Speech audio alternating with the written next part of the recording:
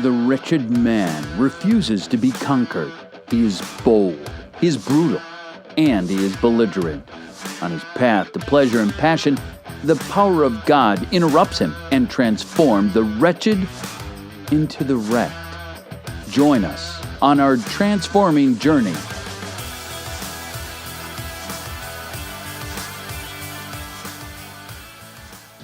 All right. Well, welcome everybody to today's episode of The Wretched and the Wrecked. We have an awesome episode for you today. Really looking forward to this conversation, and hope and pray that all you listeners out there will be edified and blessed as well. With that being said, I'll go ahead and toss this over to Matt, and he'll get us into today's topic and introduce the guest.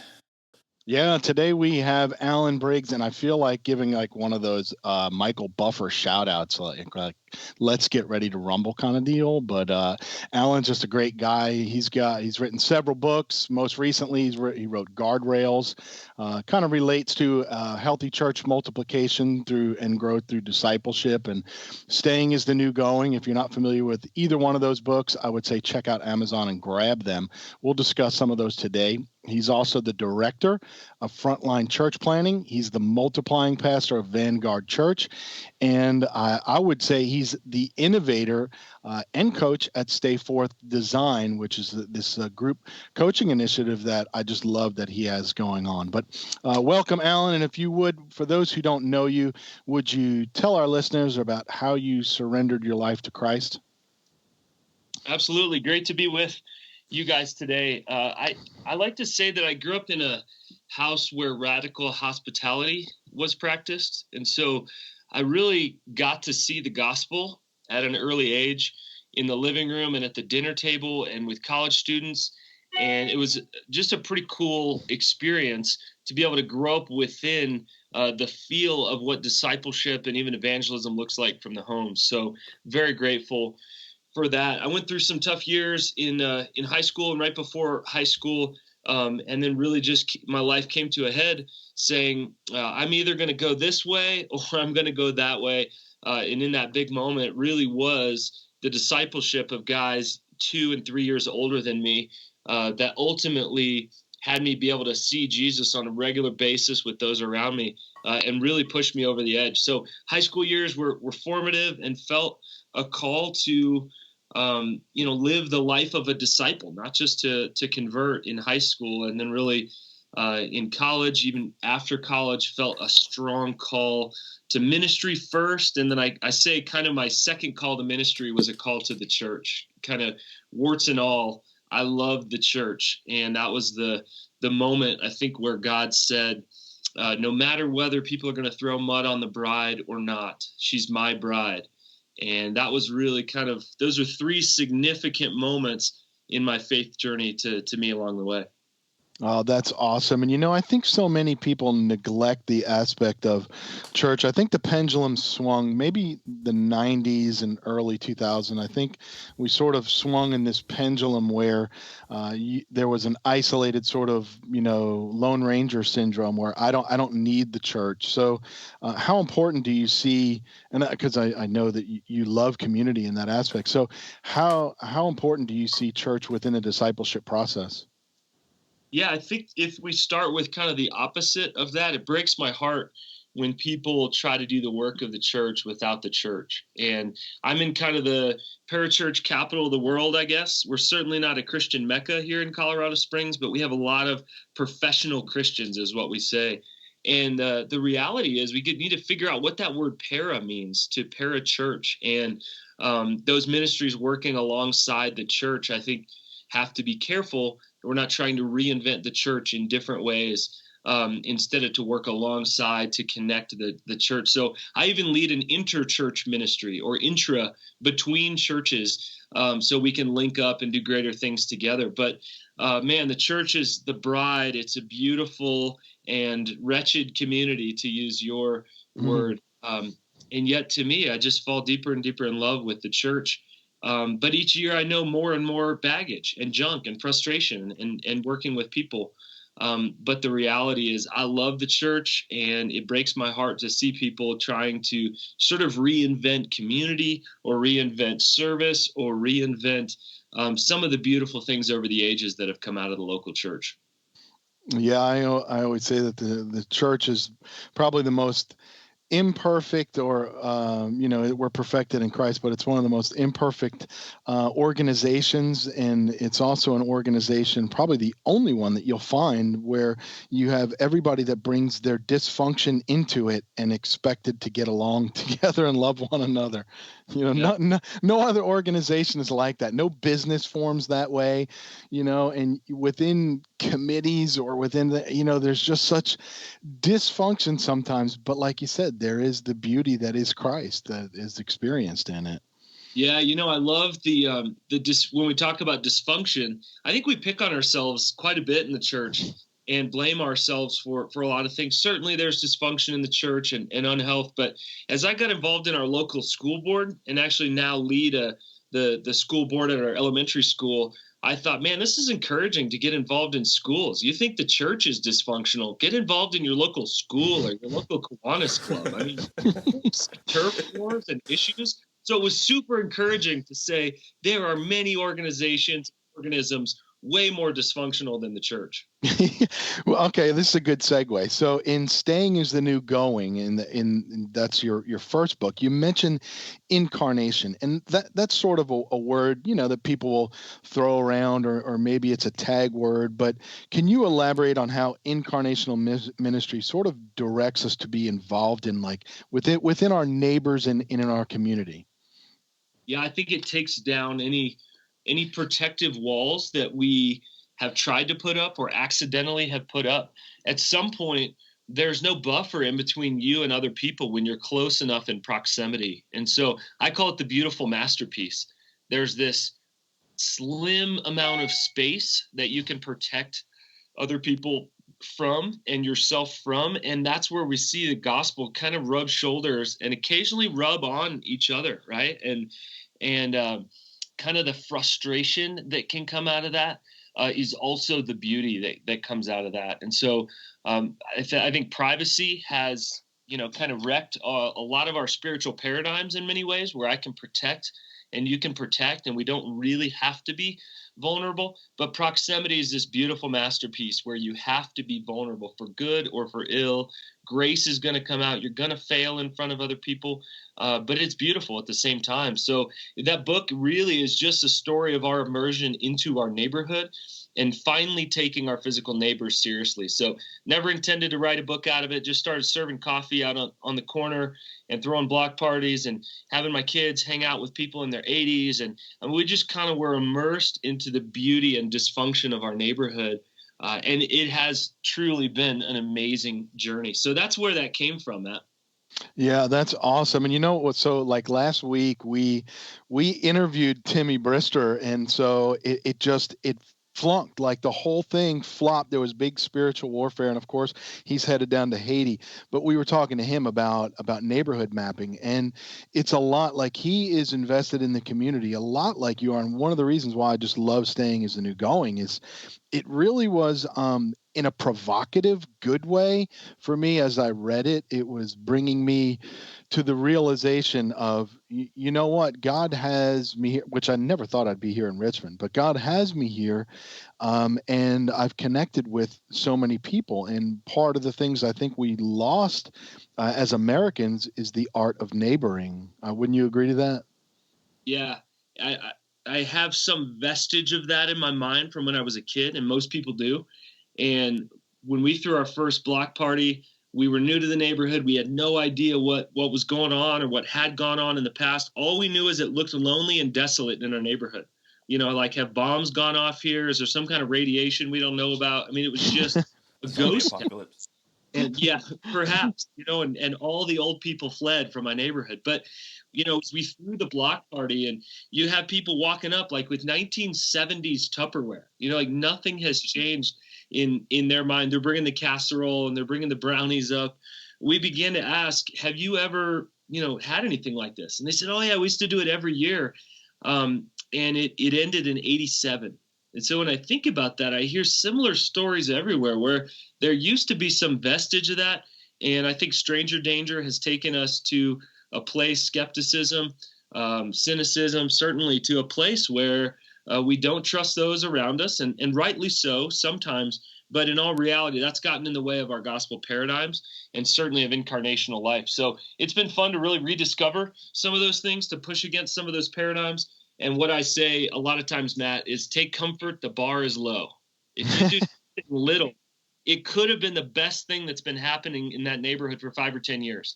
And it might have taken you an hour to plan and 2 hours to actually execute. So take comfort, my friends. The bar is low. Right, this is a good segue. So I got a question that I wrote down, because this actually relates to guardrails, but there's a lot of similarity in your writing. And one thing I'll give you kudos on, like, I love the way that you write is so, and I'm not going to say applicational, even though it is, but it speaks to the reader very well. You're more of there are some guys who write really, really well, and there's some guys who are kind of storytellers in their writing. You're like one of those storytellers that brings it down a notch. And so I love that aspect, because I get it. And so in Guardrails, when you talked about discipleship, about its simplicity, can you sort of elaborate in the difference between complex or why we make it complex and how it is really just simple? Yeah, well, thanks for your compliment, Matt. But the reality is I'm not very smart. So I'm at my level, which happens to be the level of most people who read a book. And so when it comes down to it, I really do think we've jacked a lot of things up. I think we've overcomplicated things. I think our ego gets in the way. And the reality is, I think if we can tell story, we can usually reverse engineer and work backwards. Often when I'll tell a story, somebody will say, "Oh, I know that kind of person in my neighborhood," or "Here's the kind of barrier that we have." And so story evokes something from us. I call it a container of meaning. I think we open up a story and suddenly there's just this aroma that kind of comes from it and goes, I can identify with that. And so often we've tucked those containers away for so long and they become stale or rotten, or we just forgot that they existed. So I'm a huge fan of story, and I'm a huge fan of principles, because I think principles can be transferred in different contexts. And so whether we're talking about discipleship or evangelism or teaching and preaching, leading a team, what are the few principles? And then you're smart enough to apply them in Richmond, and somebody else is smart enough to apply them in Haiti. And the reality of that is we can never get away from the hard work of contextualization of the gospel. But my goal is to bring somebody a really practical story and say, this is real in my life. I'm no thought leader. I want to tell you about the guts of it. And then secondly, here's a principle that you can live out as well. Yeah, so the aspect of simplicity. So you said in Guardrails, making disciples requires us to shed any desire to be rock star leaders. But I think, when I apply this, obviously to me, it hits home, because there's the aspect of platform. But for our listeners, they're probably just regular people who maybe aren't in ministry, so to speak, but there's the tendency to try to be this sort of within maybe evangelism or discipleship, maybe like a rock star type guy, or like trying to be like Kirk Cameron, for instance, and going through the way of the master, which could be good in a way. But what would you say is the difference between like trying to fit something in unnaturally or irregularly, and then just keeping it simple and trying to be a disciple of Christ? Yeah, if we complicate it, and sometimes we complicate through complexity, sometimes we complicate through literally making everybody have to do it like we would. That's complicated to someone else. That's not reproducible. And what I say is, whenever we complicate it, it always gets weird. It feels inauthentic. It feels off. Somebody just innately knows that they can't do it the same way and have it work. And so much I think of the dying to self is realizing, believing that Christ in you, the hope of glory, not you in you. And so I say you get to the end of me in about 15 minutes. So by the end of this podcast, you will clearly have gotten past the end of me. And then what are people going to unearth at that point? And so it's Christ in us, the hope of glory. It's the simplicity of the gospel. And at the end of the day, I think if my kids can't understand it, then I need to simplify even more in that process. And so if it can be told as a bedtime story and your young kids can understand it, you're probably on the right track. That's right. Jonathan, how about you? You got questions for Alan? Yeah, this is a good segue back. So I feel like as Christians, as believers, and especially people that are young and new and are really on fire, they're like, all right, God, you've got me, and this is where I want to go, and they think they're Babe Ruth stepping up to the plate to the next big thing to knock the home run out of the park as to where they go, and you jumping back, the next big thing that you do could be at home with your wife, your children, your neighbor next door, the guy you brush shoulders with at the coffee shop on the way to work every day. And so I guess it goes back to whether you're discipling, you're to be on mission wherever you are. You don't necessarily have to go 4 continents away. And so you say this in Staying Is a New Going, that there's a misconception that mission is a far off place. And that's not bad. I have friends that are in Switzerland that are gearing up to go to Africa and Lebanon. But we tend to forget that God can plant us on mission right where we are. And so you have a quote that follows that where you say that for God's work to become tangible, we must become local and invade our everyday thinking in the places we inhabit. Just wonder if you could kind of just unpack that a little bit. Yeah, I think the heart of that statement, again, is not to say global somewhere else is better or not as powerful, whatever. I'm not talking about the here or there. The heart of the statement is this: mission is always local. No matter whether, where it is, we become a local wherever we go. And so much of my heart is to work with translocal leaders. So to be dropped into a pod of people, whether it be in Lexington or whether it be in Louisville or Richmond or Sacramento, wherever it is, here's a pod of people already contextualized and living the gospel out here. And so I think that principle, mission is always local, should really guide us along the way. And what that looks like to me is it's becoming more and more local. And the most local we can get, the locus of mission is around our dinner table. And as we're kissing our kids on the head at night, and as we're thinking through the realities and struggles of marriage. And so I think the question that should guide us is, how can the mission I'm living out, the Great Commission, pre and post conversion discipleship, become ultra local? I mean, completely local in that sense. And I think, again, it always gets weird if we're going to live something out differently at the ends of the earth than we would at quote unquote the beginning of the earth or our dinner table. And so I think that's certainly the heart of it. I really haven't had much pushback from the book. I expected a little bit from people who are huge fans of global mission. So I'm certainly not trying to poke that bubble, but I'm just trying to say that I think those folks, as they go, become locals somewhere else. But everyone else, we don't need to feel like a second-rate Christian because we're never going to cross the ocean. No, that's great. I think that makes a lot of sense. And you, another portion of that book that really kind of jumped up and punched me in the nose, so to speak. As I was reading, you say, do you weep for your city?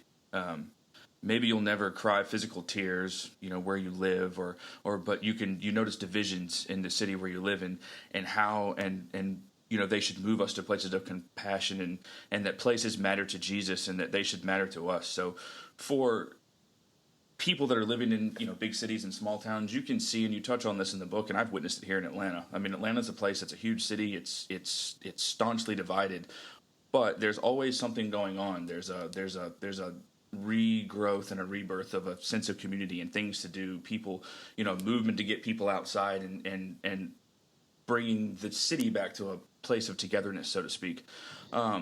So, from a discipleship standpoint, how could someone use that to their advantage to reach out to the people that they may not normally encounter on a daily basis? Yeah, I call the brokenness within our city, I call them the relational cracks. What are the relational cracks? I think is question number one. And then we have to truly ask ourselves, do we really believe that the gospel is the mortar that fills those cracks? And if we don't see the brokenness yet in our place, either we haven't asked for the eyes to see it, God hasn't allowed us to see it yet, or we're simply not living with the posture looking for those areas where the gospel can invade. And so I talk in the book about this kind of journey that we have to take from being tourists to being pilgrims. And the reality is tourists don't weep, they consume. When I go somewhere on vacation, I'm going to see the best that I want to see about that city. I'm going to experience the thrills. I'm going to eat the best food. I'm going to leave a little bit of money behind, but I'm not going to weep for that place. But as I become more and more of a pilgrim, I see the baggage. I see the brokenness. I see both the beautiful and the jacked up, and I see how the gospel can be embodied there. So I really do think it's a journey. I think it takes time. I think it takes energy. I think it takes blood, sweat, and tears. And ultimately, it's to each church in Revelation, it's this idea: he who has ears to hear, let him hear what the Spirit is speaking to the churches. So there's this idea of an invitation. God, give me ears. Give me, tune up the frequency of my hearing aids, spiritually speaking, so that I can see and hear and discern what's messed up about this place. Where's the brokenness? And then how the gospel can invade that. So again, being translocal or hyper local about how we see our place. And that's going to lead us to a spot of brokenness. And we can either choose to, be negative at that point, or to lean in with a gospel fluency that says, okay, how do we translate this great gospel into the needs and the very specific needs of my city, my neighborhood, my place, my part of town, the other side of the tracks, whatever it might be in your place. Yeah, that's awesome, man. That's I think so it's sort of like and I think Bob Roberts is the one, Multiplying Church, that he has, and I think he talks about, I think he coined it, I think it's glocalization, like he kind of uses that. And I think that's sort of the same thing, like like you're thinking, maybe you're thinking globally, but no matter where you're thinking globally, you're still acting locally. Yeah, absolutely. Acts 1:8, if our view of Jerusalem is jacked up, then I think our view of Judea, Samaria, and the ends of the earth is also going to be jacked up. Yeah, matter of fact, well, as I'm studying, going through the Great Commission, and I used Acts 1:8, I think we sort of misused that. I think we give ourselves a license to say, well, first I have to reach the Jerusalem, but in all reality, it was just that the message was that it was going to be delivered to the epicenter of Israel, so that all the people who were there from multi-cultures all over, who may have been part of the diaspora or other parts of Israel and then came back in, would, of course, that's the epicenter, and then they're going to go out. But the whole aspect of the rest of it is really a Gentile mixed message. And so I think a lot of times we want to compartmentalize Acts 1:8 when I tend to look at it as not compartmentalized. I see it as a whole. Yeah, absolutely. I mean, the world has come to us. And so as we think through folks who have crossed oceans here in different languages, think about a university and all the display of culture kind of mixing in a melting pot at a local university. Think about the gospel potential. If you just stayed there for years and proclaimed the gospel faithfully. And in the book, Staying as a New Going, I use the idea of Ephesus. I use this idea of Paul staying put there for a few years and realizing, he shifted his strategy and moved to the Hall of Tyrannus, sensed some issues there. Most people would have gone packing. They would have left town and said, no, the gospel's not being received here. But instead, he labored for over 2 years. And it says, so all that whole region was able to experience the gospel. And I think that truly is the heart behind the book. It's not, staying is right or going is right. There's certainly times to go. There's certainly times to stay. But the reality is this: we usually uproot too soon. It takes a long time to put down roots and not very long to clip off a tree.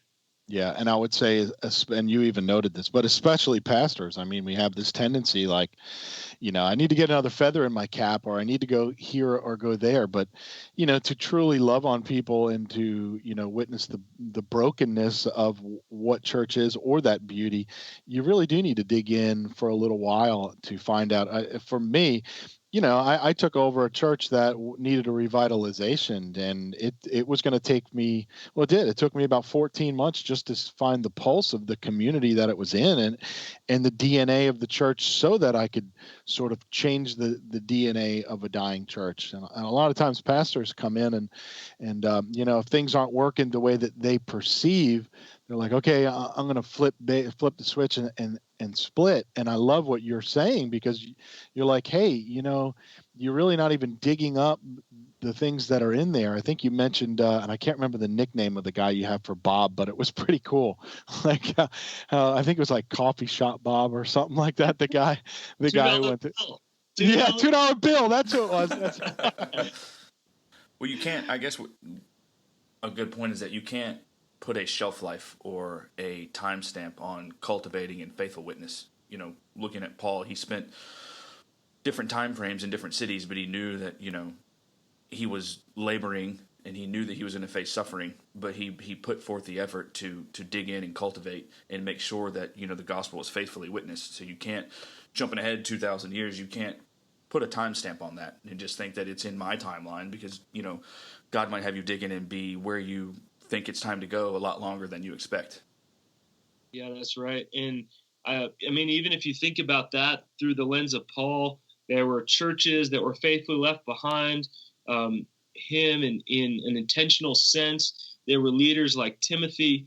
There were letters. There were visits for encouragement. So there's all kinds of different ways to do that. But when we think about longevity, I mean, it's just one of those conversations in our culture we've avoided, but certainly in the church we've avoided as well. I think that faithfulness is a hard road, but impact seems like it's more alluring. And at first it might be, but we got to stop chasing impact. We got to seek faithful presence instead. It's one of those paradigm shifts. Is don't try to see impact. Look at God. How can I be faithfully present here? And we know he gives the increase. We know that he's the one that brings souls to a knowledge, to that moment that we could never take people to. So ultimately that helps us build better rhythms and better health as well, to know we're not in charge of this. We don't spin the world, nor do we spin our churches or our communities. Yeah. So you have Stay Forth Designs, and I just received a really cool email with that. And within the last one that I received, as I was looking through that, you were talking about healthy habits. So tell the listener then, maybe, and I don't want to divulge too much because maybe you're going to really get into this, but number one, tell them how maybe they can come along and get involved with Stay Forth, and then two, like, how do you create healthy habits? And if I'm exposing too much because you want to get into that with the coaching aspect, we'll then discuss the coaching aspect of that side. But I love the aspects of healthy habits. Yeah, as I've journeyed with more and more, I would say, apprentices or church planting residents, everyday missionaries who just want to grow as disciples, the more and more I look into it, the more and more I read books and see research, we really don't change unless two things happen. And number one is we have a deep hunger. Nobody can make us change and change our paradigms. But I want to work with people who have a deep hunger.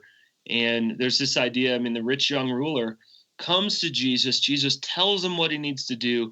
The price is too great, and he walks away sad.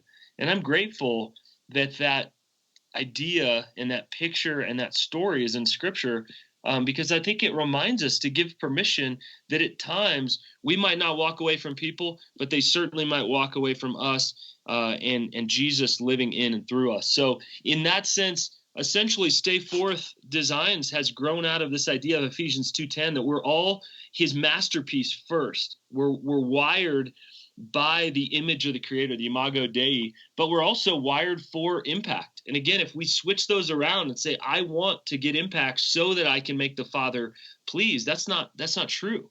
And that's not how it goes. But you can't separate health and impact. And so, number one, I love working with hungry leaders that want to grow, that want to learn, that want to dig in. And secondly, I want to help leaders build processes. And so if we can build processes and stick to them, we can see a long-term change and growth. And so as we look at longevity, we're going to have to look at healthy habits and processes. Often we've seen things like get rid of the sin in your life, stop the negative patterns and processes. But the reality is if we don't replace them with anything, then all we've done is sin management. And so essentially Stay Forth Designs is really just an extension of discipleship, helping leaders to be able to cultivate practices and rhythms in their lives. And I love it. I get just a huge kick out of walking alongside leaders. And so for some folks, they'll jump on one coaching call and grab some tools that they can use forever.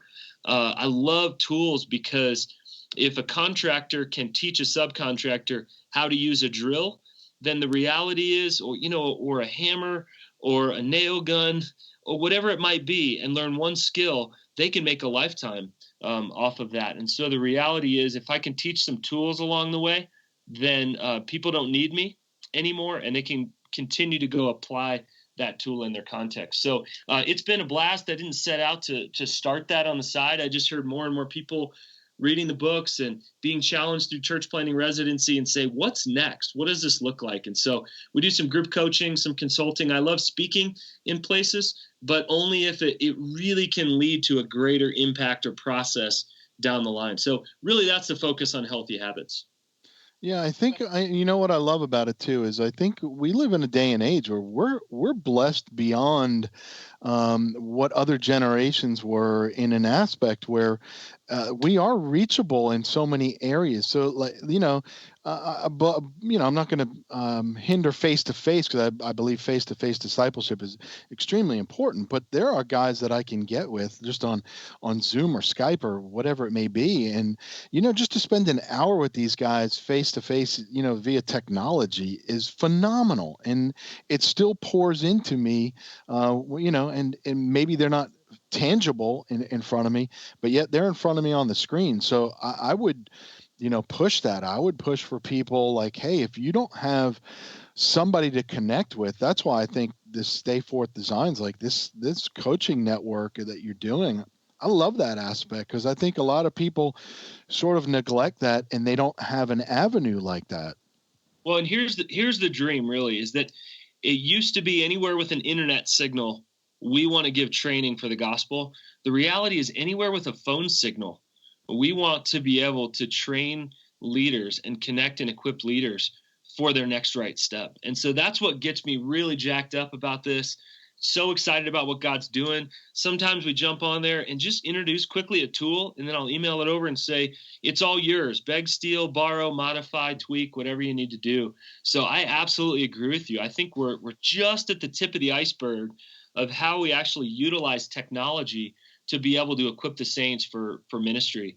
And I think there's all kinds of, we've never had more information than we do today, but I think we're moving toward a more practical implementation of that. So that's so much of my heart, Matthew, is how do we get to this really practical spot? Because people are having issues with their time and their marriages and their days off, and people want to talk practical. And I think we've avoided the practical at times, feeling like it's unspiritual. But really, one of the most spiritual things we can do is actually dig in on the practice within our lives. So that's why we do what we do behind all of this, and starting to pull other leaders in as coaches and consultants and things like that. Yeah, that's awesome. Jonathan, you got anything you want to add on to that before I hit them with our final question? No, I'll just say I do think it's really neat what you're doing with Stay Forth, and it's a neat parry into, like Matt was saying, the blessings that we have in technology today, that you can have a guy 5, 6, 7, 800, 900 miles away, and you can use technology to meet with someone, connect with someone, help them along the way, provide leadership training.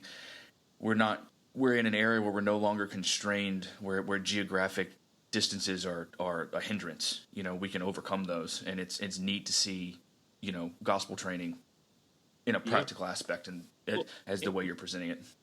If we think about different areas too, an urban environment is going to give you a lot of resources. You're going to be able to have some people that can show you technology and give you tips on innovation. And you're probably going to have a lot of learning resources, perhaps universities in the area, libraries, networks of Christian leaders. But what about that guy that feels like he's all alone in the middle of some mountain town somewhere, the middle of some ranch town somewhere. That's the person that now is reachable, that said, I felt completely alone and now I found my tribe. So whenever I hear that, I say, that's why we do what we do. Yeah, that's awesome. That is, man. So here's our last question. And of course, I think you've probably been on Peyton's podcast, so we don't ask you to beat anybody up, but we do ask if there is the wretched and wrecked question. So the wretched, of course, are those of us who are just sinners, and then the Lord comes and he wrecks us with his Holy Spirit in a good way, so that he transforms our life. Could you share with us maybe a wrecked moment in your life where God just sort of intervened, or God's working power was there, and just share that with us if you would? Yeah, I'd love to. I love sharing about 2 different times. I'm going to break the mold. I got to share 2. Sweet. But both of them involve moving from cognition to recognition. So from understanding something in my mind to actually recognizing it in my spirit and in my life. And the first one was hearing from the Lord to stop reading about stuff and start doing it. And so in my mind, I had all of these missional strategies, and I had all of the 1-2 steps that we're going to do, maybe the 1-2 to 12 steps that we're going to do. And I understood it very well. That wasn't the problem. It was actually doing it. And so hearing from the Lord, stop reading and start doing, that was a season that I think the challenge was to move from somebody who in theory knew the Lord to in faith trusted the Lord, and in practice trusted the Lord. And I like to call that terrasiting, that moment where you're excited and you're terrified because you know something's going to change. I cannot remain as I did. And then the second moment of that was simply my discipleship paradigm. And I share about this in Guardrails, was essentially stop giving advice that you're not living. And calling me to the carpet in that sense, and kind of building out discipleship principles and processes, and actually starting the first groups and saying, I have no idea if this is going to work. And I have no idea if these are actually the right principles, but we're going to try this together. And that was pretty scary, because if you're not working in practice, you're an expert. And so God wrecked me through both of those times, calling me to the carpet in the exact moment that I needed to hear that from the Holy Spirit. And so I think the result of that was some fruit, but the bigger result in me was faith, that I actually had walked the road that God had asked me to walk. And it beat me up a little bit. That's for sure. It still does. But at the end of the day, I said, I trust him more because we've gone on this beautiful and rugged journey together. So God absolutely has wrecked me. It's fun to come on a podcast and say, yeah, I'm both wretched and wrecked. Sure. That's why you guys invited me today. Hey, we heard you're wretched. Would you come on? Sure, I would love to. So it's a joy to be with you guys. I just love what you guys are doing, the questions you're asking, the conversations that you're starting. And just keep it up, guys. Keep up all the work that you're doing. And anybody listening as well, these are amazing questions. To start from a spot of weakness in a podcast instead of a spot of expert and strength. Oh, so good, man. Yeah, I sat with, we have with one of our New Breed guys just launched a church over here in Fredericksburg. Patrick Allen, give you a shout out for Courageous Faith out there. But so they launched, and I sat with them the first launch day, and just discussing these things like about witnessing, or just giving my testimony, or being a part of people's lives, and and I went through like 1 and 2 and 3, and I'm sitting there talking to them, and all these life events, and I said, do you know what? I said, here's the deal. None of those things I could share with you if I didn't do them. Like, you have to be about being a part of people's lives. And, part of me being able to share these stories with you about how I've been able to, walk with people in their life or share my testimony is the aspect that I stepped out in faith, and I engaged these people in relationship and in conversation. And that's really all it takes. It doesn't take a rocket scientist. And I think too many times we overcomplicate it. And that's what I love about the work you do, Alan. It's like, it doesn't need to be sophisticated. It just needs to be clear, and just real. And I love that aspect about what you do. Well, thanks, guys. Always encouraging to talk with folks that really want to get after it and make disciples. There's no pretense here. So just appreciate you guys and keep up the good work. Awesome. Jonathan, how about you signing us out, and I'll throw it over to you. All righty. Well, Alan, man, thanks for coming on today. It's been a pleasure to have you on here. Before we let you jump off, do you mind taking just a second and let the audience know how and where they can connect with you? Yeah, stayforth.com. It's the easiest way. You can jump on there and learn about some processes. Again, whether it's coaching or consulting, that's what I'm passionate about these days. And you can also shoot me an email there.